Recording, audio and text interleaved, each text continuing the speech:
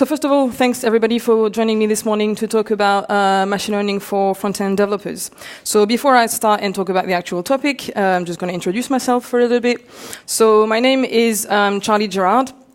I'm a developer at Atlassian. So on the program, it was written that I worked at ThoughtWorks, which is true, but I recently left. I now work for Atlassian. If you have not heard of Atlassian, you might have heard of the product that I just started working on, which is Jira. The project management software. So the things that I'm about to talk about have not at all anything to do with the stuff that I do for work. But outside of my job, I'm also a Google developer expert for web technologies and a Mozilla tech speaker. So if you've never heard of these programs, there are two tech programs or community programs where people can apply and then get selected. And if you like to share knowledge through blog posts or conferences, you can then get supported by Google or Mozilla to travel and talk at different conferences. So if you're interested in joining these programs, feel free to ask me afterwards how to do that. But an important thing to know about me before I start talking about machine learning is that I'm not an expert at all. So as I said, this is not something that I do on the job. I don't have a degree in data science or anything, but it is important for two reasons. So first of all, it means that everything that I've learned, I've done it on the side, and if I can do this, you can do this too. I know that machine learning seems like something that is, very different from web development, and it is, but there are some concepts and algorithms and things like that that you can use in JavaScript that can it gets you a foot in the door if you are interested in learning about machine learning. And it also means that everything that is in this presentation, I've tried to explain things as clearly as I could so that it would be accessible to a lot of people. The slides are already available online if you want to have a look. I didn't really know how the room would be set up, so I thought, if people are at the back and they can't see, here's the link, but I see that, there's quite a few screens and the room is pretty small, so, you won't need that. But I can share it on Twitter as well after if you want to have a look at the examples and resources. So let's dive into the actual topic. What is machine learning? Obviously, in the audience, I don't know what you know or what you don't know. So I thought I would start by talking about, instead of just giving a definition that you can take from Wikipedia, I thought about an example that hopefully you will be able to relate to understand what it actually is. So if we take an example of looking at spam emails. So, of course, this is pseudocode, this is not real. But when you have spam emails, if we think about it in traditional programming, not at all involving machine learning, we could think about, so how would we classify spam emails? So there's usually words that we would be looking for, Viagra, or a lottery, or millions of dollars, or I'm a prince and I need help kind of thing. So you would be looking for particular words or phrases. You might be able to even use a regex or something, but it would have to be manual work because you would have to also know how many different ways can I write the word Viagra to make sure that I get all the spams about Viagra. So that would be quite annoying because then it means you would have maybe a massive spreadsheet of words and somebody would have to over time figure out what words would be used in spam email, and that wouldn't be a really cool job to do. As devs, we would want to solve real problems, not just keeping up a list of words.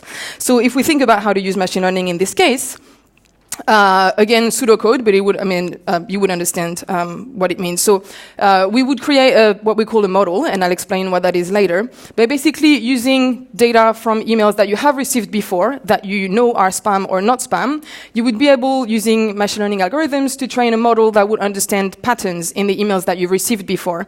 So that then you would be able to load your model, give it an email that it's never seen before, and based on what it's learned, being able to predict if it should filter it in the spam folder or not in the spam folder. So, very high level, machine learning is giving the ability for computers to learn from data and be able to predict things without being told exactly what to do. So it's not going to look for the word Viagra, but it's going to look at other emails and find patterns and be able to classify it, which means that you wouldn't have to do manual work of keeping up to date a list. You might have to retrain your model over time so it learns new patterns from spam emails, but you wouldn't have to be a spreadsheet dev that keeps a list of words. You can go on and solve more interesting problems. So I talked about model, and a model is actually kind of the output of using algorithms. So we need to talk about algorithms. And when I talk about that, I don't mean, a quicksort or a bubble sort like normal computer science algorithms. I'm talking about specific algorithms for machine learning. So I just put together this list of, there's different names. So if you've looked at machine learning before, you might have seen some names like k-nearest neighbor or linear regression. There's a lot more than this. This is just a very quick list of the ones that are mostly like that, usually used if you read blog posts and things like that. And they solve different problems. But this is where, instead of starting straight away to look at algorithms, we actually need to take a step back and think first about what types of problems we're trying to solve. So instead of just talking about algorithms, let's talk about the types of machine learning algorithms or the types of problems. So there's three main types. You have supervised learning, unsupervised learning, and reinforcement learning. You might also hear about others like semi-supervised learning, but in general, these are the three ones that you will come across. And in this presentation in particular, we're going to talk about supervised and unsupervised. First of all, because I don't have the time to cover everything, but also because a lot of the problems that you'll want to solve can be solved with supervised and unsupervised. Reinforcement learning, I think, is usually used for, like, for example, self-driving cars, where you're learning over time from mistakes and things like that. So unless you're working on a self-driving car, most of the problems that you want to solve will be using supervised and unsupervised. So let's talk a bit deeper about these problems or these types of algorithms. So supervised learning is the creation of a predictive model based on a set of labels and features. So there's three important parts in this definition. So the concept of a predictive model, so what is it? The concept of features and labels. And I think that instead of just giving a definition like that, that doesn't really make sense if you've never read about machine learning before. So let's talk about an example. Let's say we want to predict the price of a house. That's kind of like a classic problem that uses supervised machine learning. So let's imagine we own a house in London, and we want to sell it, but we don't really know what price to sell it for. But what we have is data from all the houses in London and their price. And we can actually use that to help us predict the price of our house. In this particular case, the label would be the price, because it's what we actually try to classify. It's if we have a data set, a spreadsheet of houses, and the labels would be the price, like the end output. And the features would be the characteristics of the entries in our data set. So for our houses, it would be the number of rooms, does it have a garden, maybe the neighborhood, and all that stuff. So everything that we know about the house would be the features. And then using algorithms in machine learning, we would be able to learn the correlation between the price and the characteristics to create the predictive model. So the model is just a mathematical representation of the output of your training. So in the end, it's kind of going to be a function that you can use in your code that's going to take features. So features. So the features of your house and some extra parameters that we'll talk a little bit about later. And using this model, you'll be able to predict a label, like an output for your house.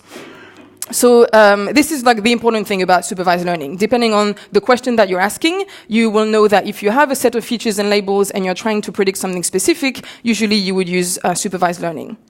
Unsupervised learning is a bit different because you also create a predictive model, but you only have a set of features. So the end of that definition is really important because you don't have labels all of a sudden. So when we think about our example of predicting the price of a house, we could see that unsupervised learning wouldn't really be the thing to do, because if you only know what your house looks like, but you don't know any price about any house, how can you predict something that you've never come across before? So another example of problems that you solve with unsupervised learning is more around clustering things together. So an example would be predicting customer behavior. So when you go to the shops and you buy stuff, usually the bank or the grocery store knows what you're buying. They know the quantity, they know what you buy, they know the time of the day, and they can actually, using this data, they can cluster you into the type of customer that you are. So they might be able to know later what you would be interested in terms of advertising, what you might be likely to buy or not likely to buy based on who you are clustered with in customers. So unsupervised learning is more around that. It's more around finding data and grouping things together.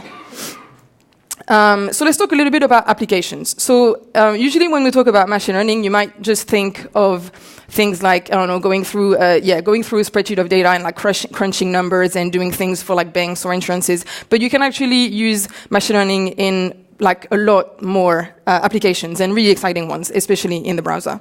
So my first example is an experiment that a developer called Sarah Drasner built, where she used machine learning to generate alt text for images. So you could give an image to, I think it was one of the Microsoft Cloud APIs, where you were submitting an image and it was running it through a computer vision algorithm, like an object detection, and generating for you an alt text for that image for your website. So when you think only about one image, you might be like, why would I do that? I can just write it myself. But if you think about maybe in bulk of images, it could actually be quite useful. Instead of spending time trying to figure out how am I going to describe that image, you could actually let a machine learning algorithm do it for you, and you could move on to solve more interesting problems while building your website.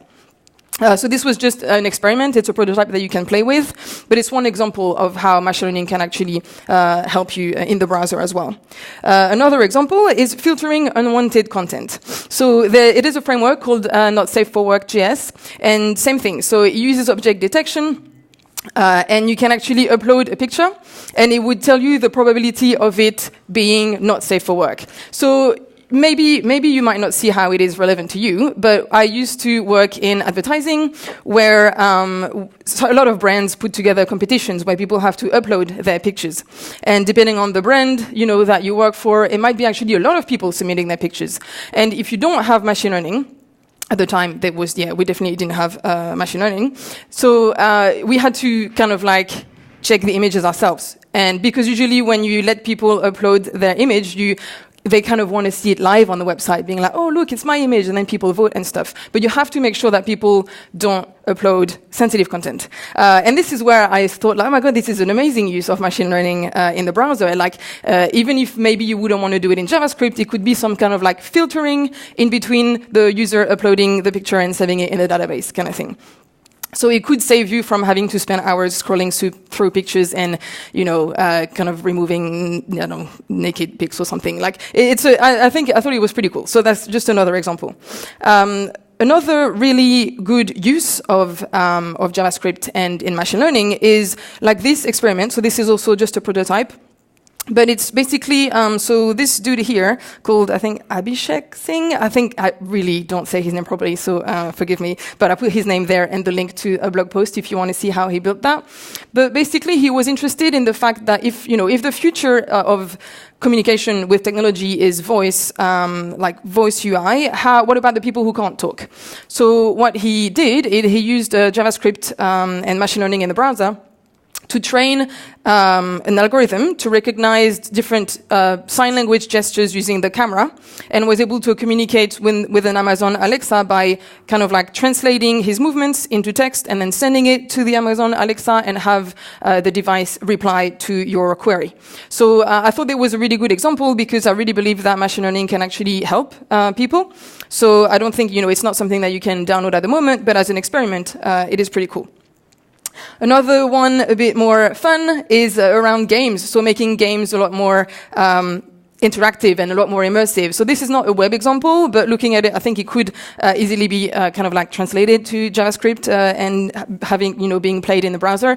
But it's this dude called Minko Javesh, who also trained an algorithm with a webcam to recognize his gestures to then be able to play Mortal Kombat with his own gestures rather than just having to interact with a controller.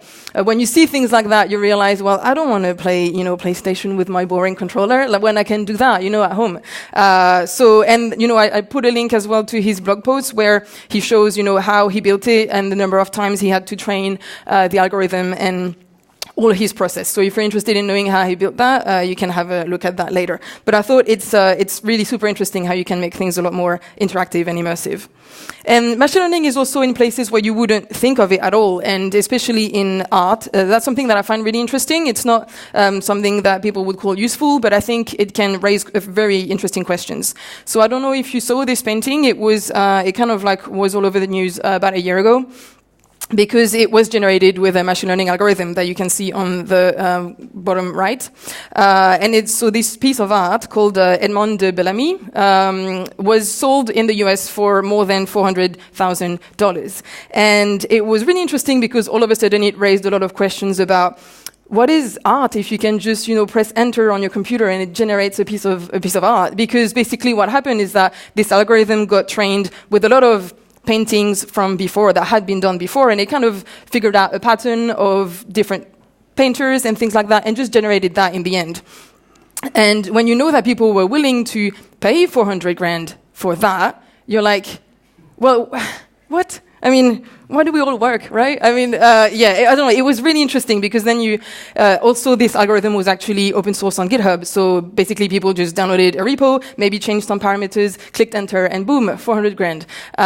So it was really interesting because then you have debates around what is art, or who's the artist? Should that money really go to the people who pressed enter on the computer, or should it go to the person who created the algorithm? But what if it was like, I don't know, like it was like a lot of interesting questions. So yes, as I said, machine learning doesn't have to be around predictions for like bank accounts or you know, should you get a loan or whatever. It could be applied to a lot of different things.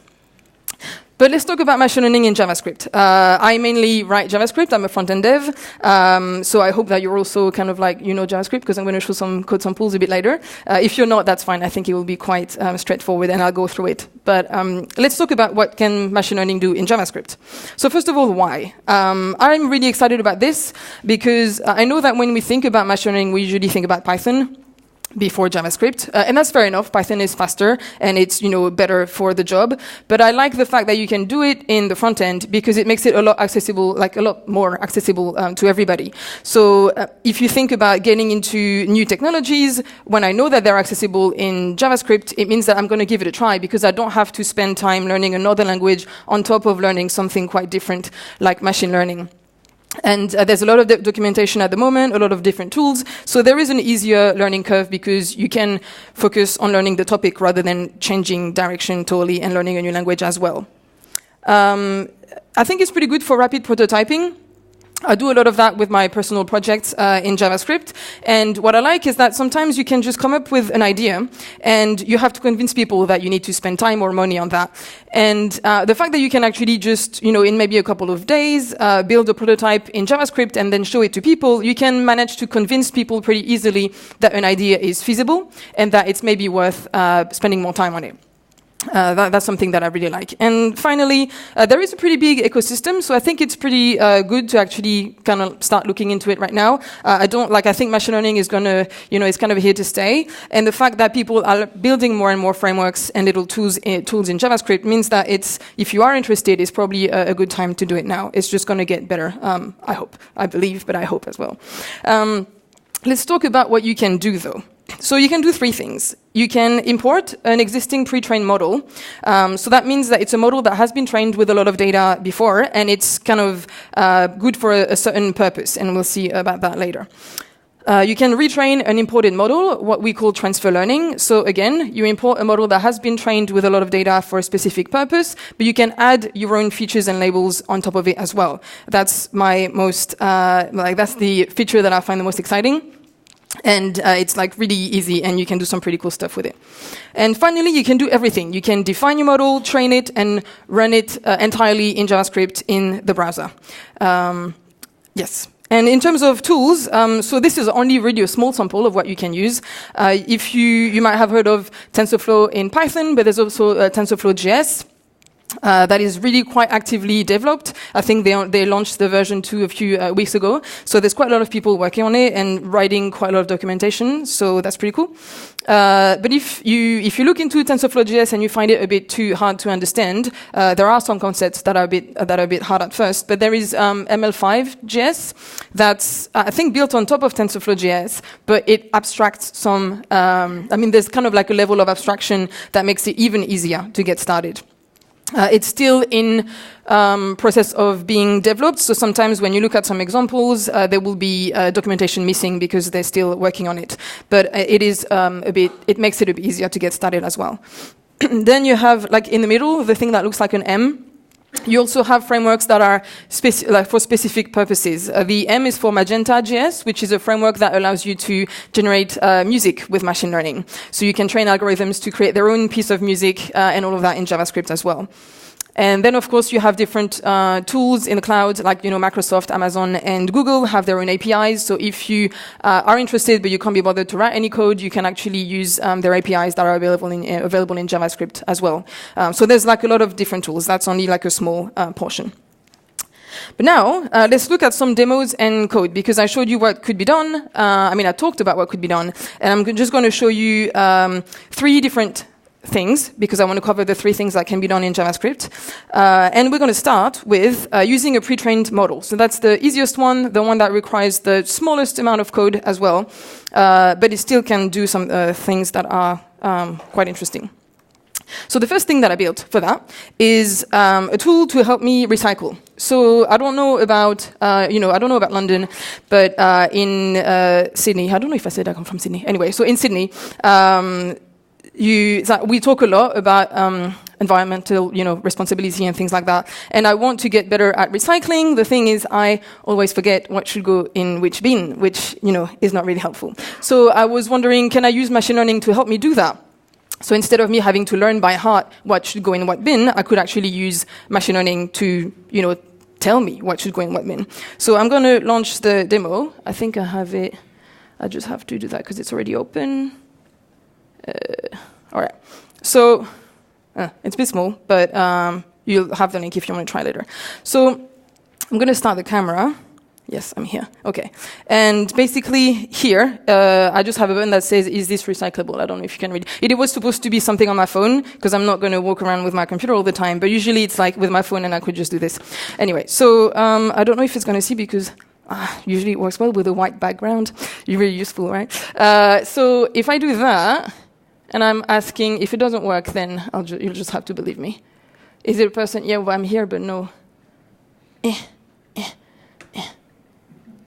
No. Yes, is it? Shit. I had it. I had it. So this is a prototype. I'm just going to do that.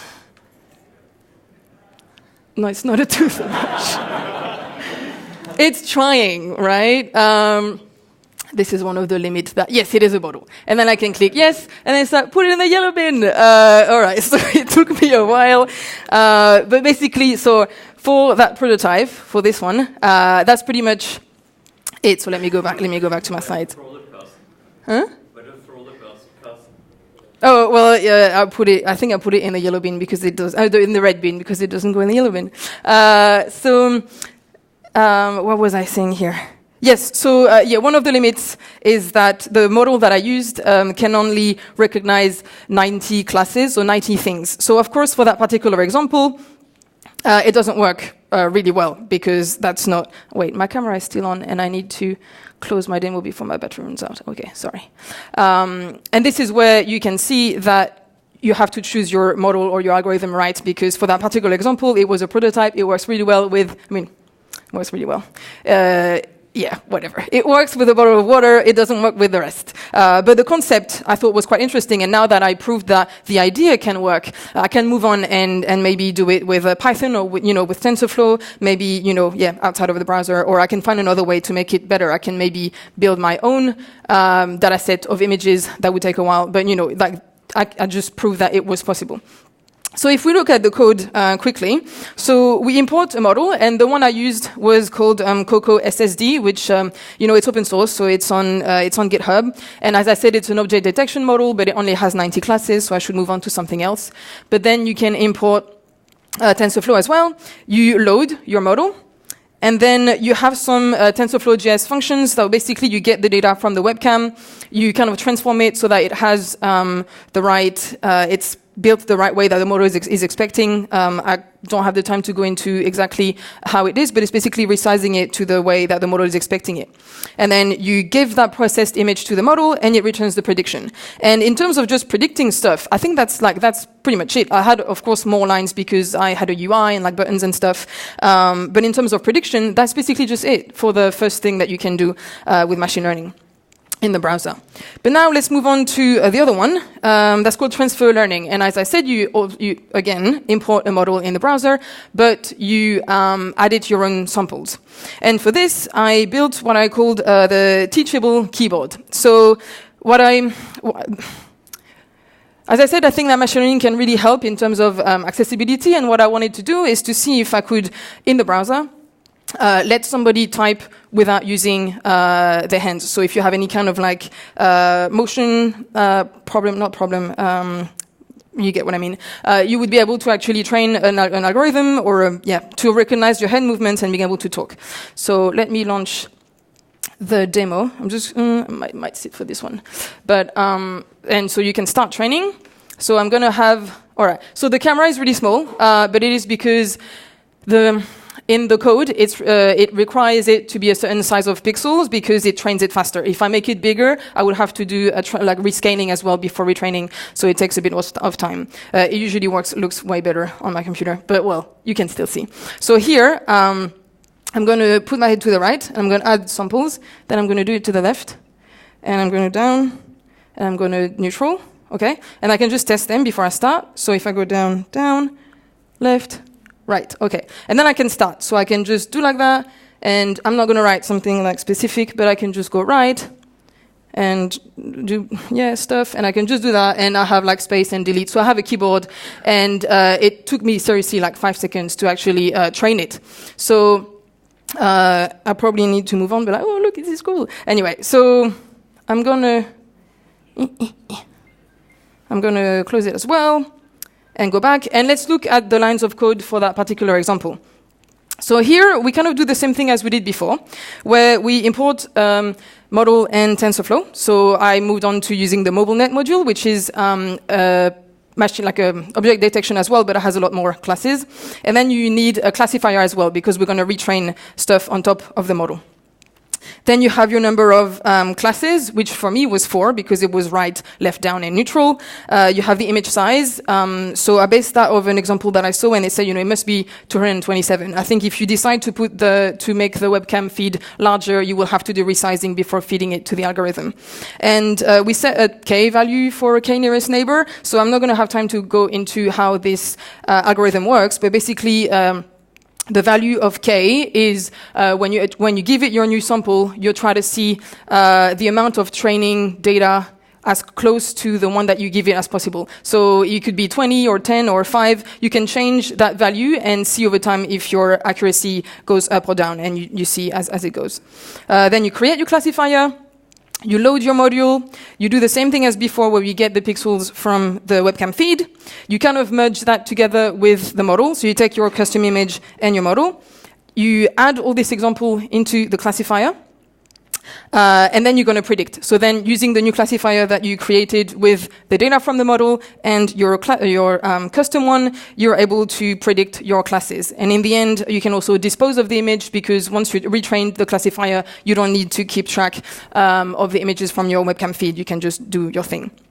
So there might be a few more lines in between, but in terms of process of how to do things in JavaScript, that's basically it. You kind of, instantiate stuff, give it pixels and a model, and you retrain and you get a prediction.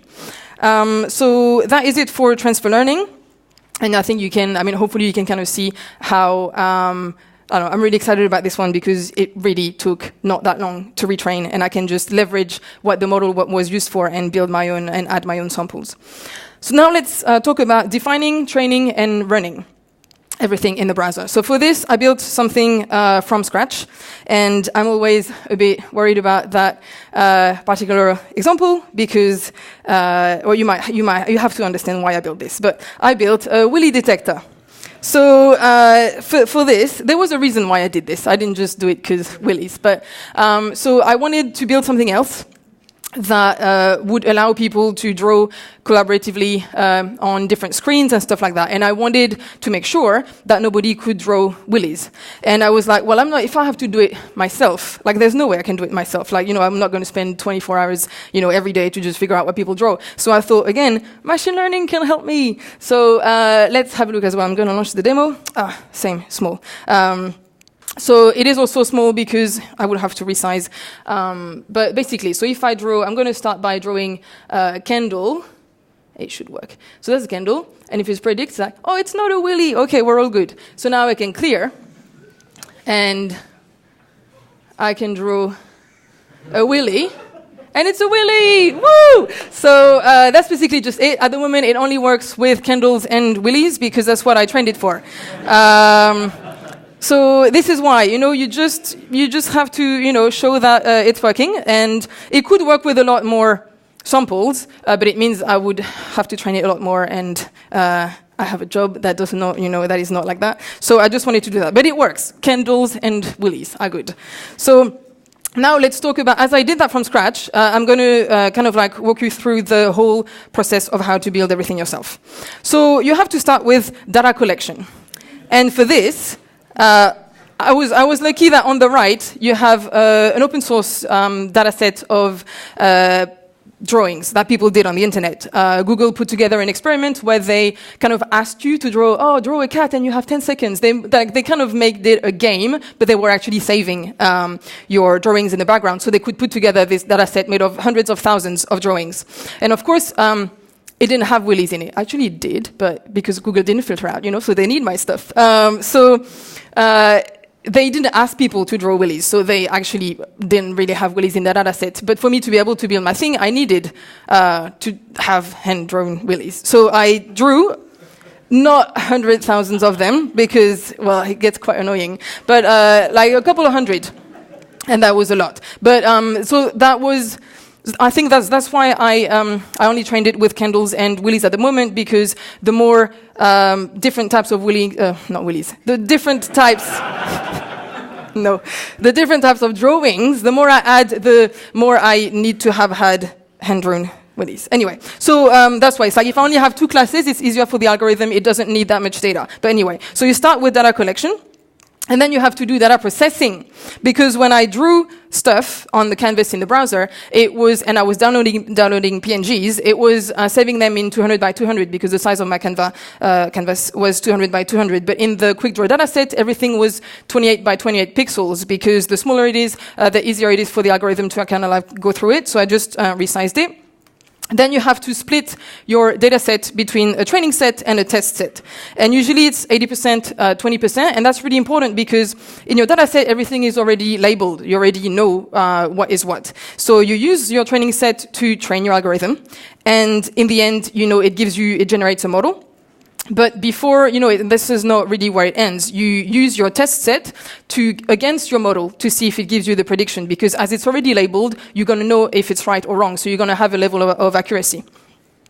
And after this step, this is only after this step that you choose your algorithm. So in this case, I used a convolutional neural network because I read that it was good to deal with images. So I was like, okay, I have images, so it should be good. And then you do what we call parameter tuning.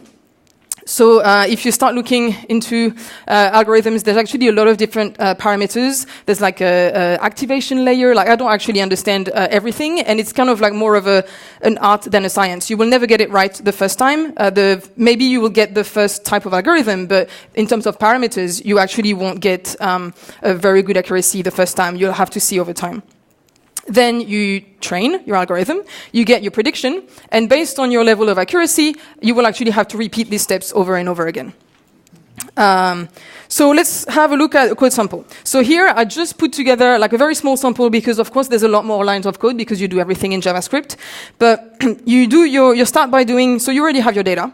You start by doing your split between the train set and the test set, and this is where we kind of see where TensorFlow can be a bit confusing, because what is a tensor 4D? What is a tensor 2D? Like it's just the size of what TensorFlow called tensors.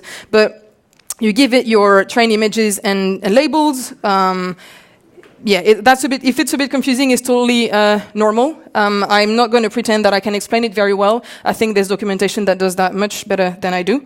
But once you did split your training between training set and, your data between training set and test set, you create your model. So you start by doing, we get a sequential model because we go in a sequence. You add different layers. So we have a convolutional 2D layer, and the parameters inside is what I said was parameter tuning. And here, I don't know why it worked out, but kernel size 3 and filters 16 and activation layer. I forgot the entire name of ReLU. I forgot what it is for. But basically, it worked out for me, but it doesn't mean it's not the first thing that I used. I went over time and I'm just like, even the amount of layers that you see after in a neural network, you have different layers and you don't know at first how many layers you should use. You kind of add them, remove them, you check your accuracy, and you see how it goes over time. But basically, once you created it, so you have your model, and then you get the training data that we defined before. We give it to the model with, again, I don't have time to go into what the batch size and epochs are, but they're basically kind of like steps of the training.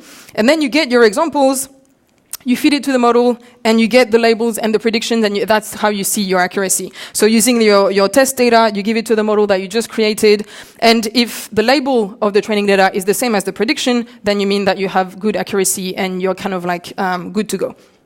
So that's basically the steps that you take when you create your algorithm or your model in JavaScript. But there's a few more lines. Also, as they just released TensorFlow version 2, there might be some changes in how you call things, but usually there's a good enough documentation about it. So I showed you what can be done, but of course there's limits. There's always limits.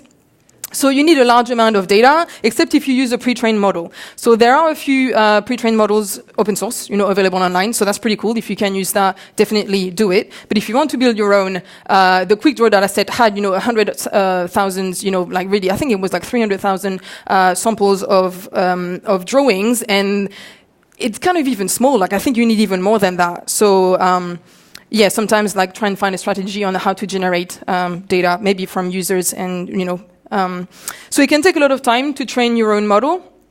That depends on what you want to do. If you work with images, usually it takes longer. But that's why, depending on how much time you have, maybe try to kind of like do transfer learning and use a model that has already been built for a certain purpose and just train stuff on top of that. Think about the mobile experience. So what I didn't say is that when you load a model in the browser, some models are actually a few megabytes, which really hurts when I realized that. I was like, whoa, hopefully it will go better in the future. But when you download a few megabytes, like if you're on Wi-Fi, okay, cool, that's fine. But if you're in the train or something, like you're actually using quite a few megabytes from your user, which can be slow and expensive. So as I said, hopefully it will be better over time, but it's still pretty painful. Liability, that's an interesting one. I think it's really hard to figure out why an algorithm kind of like gave you a certain prediction. And depending on what you want to do, if you want to, let's say, for example, you're working for a bank and you use machine learning to define who's going to get a loan and who's not going to get a loan. If you get sued by somebody because they don't understand why they didn't get a loan, you have to be able to explain how or why the machine learning model kind of like decided that a certain person wouldn't get a loan. And you can't just say like, oh, I don't know, the machine said no. Like, it doesn't work like that. You have to be able to say what happened. And that's really hard because a model and algorithms are just, a piece of math, and a piece of code. So it's quite interesting. And also in terms of bias and ethics, I think that's a really interesting topic. So even if you don't care about writing or your own models and stuff, I think reading and watching videos about the bias limit is quite interesting. An example of this that you might have seen before. Oh wait, first, yes, that is important because when you watch the news or when you read articles and they say stuff like, oh, Google created a sexist algorithm, it's like, it's not the algorithm that's sexist, like that's people. Like we all have certain type of bias. It could be racist, sexist, like whatever you want. But it's not the algorithm. Like the algorithm is just a piece of code and it was trained on data that people produce. And that's the problem. I think when we try to push the sexist problem on algorithms, like we not take the responsibility for the things that we do wrong. And one example of that, hopefully you can read or otherwise later, is when Google Translate, I don't think it does that anymore, it was probably a few years ago, but Google Translate translated a gender-neutral language like Turkish to a gendered language like English. And all of a sudden you had things like hardworking became he is hardworking, and lazy became she is lazy. And it's kind of like, and people were like, oh, Google did something wrong, but how do you think this algorithm is trained? It's trained by data that, Google has, and what is on Google is content that we all produce. So this is where the problem is. It's not at all the algorithm. The algorithm just kind of like pulled a lot of content and did some kind of prediction. Oh, hardworking must be he, lazy must be she. So that's quite an interesting thing because I do believe that machine learning can actually help us understand where our bias is and hopefully make things better. I also want to say, don't believe the hype. So I know that I'm here talking to you about, yay, machine learning, but it is still pretty dumb. Sometimes it's very easy to trick a machine learning algorithm into seeing things that are not there. And one example of that is I think what I really like to look into is adversarial examples where people are tricking algorithms. So you have sometimes pictures where it can recognize a banana very well, even when you put a toaster. But if you put a certain type of images, I forgot the name of the actual kind of like sticker, all of a sudden the banana becomes a toaster. Like it's convinced that it's a toaster. Which is really weird because that little patch thing doesn't actually even look like a toaster. So this is really where you see that when people tell you that, machine learning is, I don't know, going to take over the world, it's like, it is still pretty dumb. And maybe it will take, maybe it will get a lot better over time, which I hope so, but there are still ways to trick it pretty easily. Another example of that is even weirder is where by adding just a little noise to an image, it can go from a panda to being convinced that it's a gibbon. It's a gibbon, right? That's how you say it, yeah. And this is where it's like, I don't see any difference at all in the image, in the two, for me, they're pandas, right? But for the algorithm, it is convinced that it's something else. And maybe with images of animals, you don't really care, but in examples where if the army wants to use machine learning for autonomous weapons, you would see that there is a massive problem into thinking that a panda is something else or a human is something else. So depending on who you want to target, you want to make sure that you can't be tricked. So this is where I think machine learning is really interesting to look into, but don't forget that it is still just a machine that uses code to try and understand what's going on, but it's not as good as the brain. The brain is still pretty awesome. So a few different tips if you're interested in getting started. I would still say avoid training your model in the browser if possible. I showed you that you can, but at the moment I still don't really see a case where you would, but I might be wrong. The only time I saw it and it was quite interesting is when you want to visualize the process of your algorithm being trained or your model being created. This is pretty cool because you can see the steps and you can have graphs of prediction based on the different parameters that you give. So to me that's the only place where you would want to do it in the browser. Otherwise, I think it would take a bit too long. Don't forget to retrain your model regularly. That probably depends on what you want to do. But if you, let's say, for example, you're a grocery store and you want to know how much you want to sell your avocados for or whatever, you might look at data from the weather. Because that will impact the price. You might want to look at data from maybe the economical situation, because if there's a crisis, people can't buy an avocado for $20. But the thing is that you might be able to predict the price for a certain season, but it might not be the same price that you can sell it for the year after. So you have to retrain your model if you're dependent on things that change quite often. Start small is one that I usually tell people when I talk about playing around with innovative technologies or things that you're not used to playing with. And there is nothing wrong with starting with the hello world of machine learning. That's usually using the MNIST dataset, the hand-drawn digits, to just you give it a picture and it's supposed to detect if it's a 5 or a 4 or a 3. There is nothing wrong with starting with that one because you really understand how to use different algorithms, which ones are good at what, and parameter tuning and all that stuff. And finally, check the quality of your training data. There is training data available on GitHub, but sometimes it's pretty bad data. It is, and the thing is, if you give it shit data, you will get a shit model and you will get shit predictions. So when you look at your data, maybe go through it. For example, at some point I was working with a data set of tweets and emotions. And I think it was probably I don't know who put it together, but it was just bad. And I didn't check it before. And when I was just like, I'm just going to download this data set and write, just a sentence, and it's supposed to give me an emotion, it was giving me the wrong thing all the time. And then I looked at the data set, and the data set itself was just kind of badly put together. The emotions were wrong with what was written. So obviously, you have to make sure that you get the good training data. I'm almost done, but I put together a few resources if you're interested. As I said, the ecosystem is getting bigger and bigger, so there's quite a lot of tools, sometimes as small as people just converted a Python algorithm to JavaScript and that's just it, but if it's what you need to use, go for it. I also put together some courses that you can find online and some videos around the bias of AI, which is pretty interesting, and also more creative experiments of how to use machine learning. And finally, I also put together a list of datasets that you can find and pre-trained models for TensorFlow JS. There's probably a lot more than that, but at least if you are fine to get started with that, you don't have to do the whole work of research yourself. But basically, yes, that was it for machine learning for front-end devs. Even if you don't want to get started with it, hopefully it makes a bit more sense or it looks a little bit more accessible. If you have any question, I'm here, or you can reach out on Twitter at devdevcharlie. And if you're building things with machine learning, I'm always happy to hear about it as well. But otherwise, thank you. That's it.